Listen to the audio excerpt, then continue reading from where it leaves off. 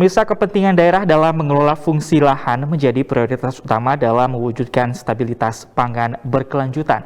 DPRD Provinsi Jawa Barat pun mengharapkan tidak ada lagi pengalihan fungsi lahan dan pertanian menjadi lahan industri.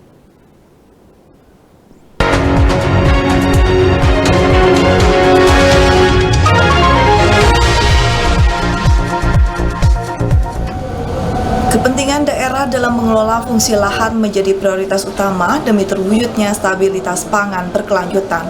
Hal tersebut dikatakan Ketua Pansus 6 DPRD Provinsi Jawa Barat Hasbullah Rahmat saat melaksanakan kunjungan kerja ke Kementerian Dalam Negeri Republik Indonesia di DKI Jakarta.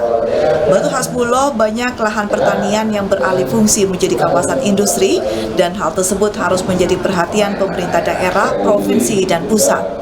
Hasbullah menilai melihat beberapa perbaikan keputusan Mahkamah Konstitusi atau MK terhadap Undang-Undang Nomor 11 Tahun 2020 perlu adanya keputusan yang jelas terhadap kewenangan Proyek Strategis Nasional atau PSN.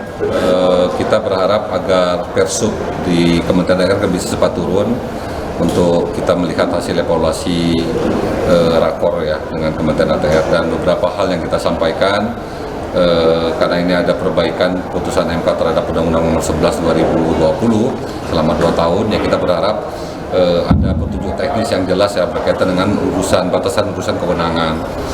Ada hal-hal yang tentu perlu kita akomodir dalam kepentingan PSN di daerah, tapi ada juga kepentingan Jawa Barat. Dan juga kepentingan kota kabupaten. Khususnya yang berkaitan dengan lahan pangan berkelanjutan atau LP2B yang harus segera diselesaikan dengan Kemendagri tentang luasan batasan LP2B yang ada di Jawa Barat.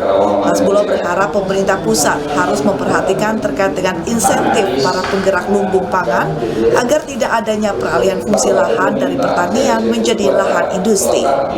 Humas DPRD Provinsi Jawa Barat melaporkan.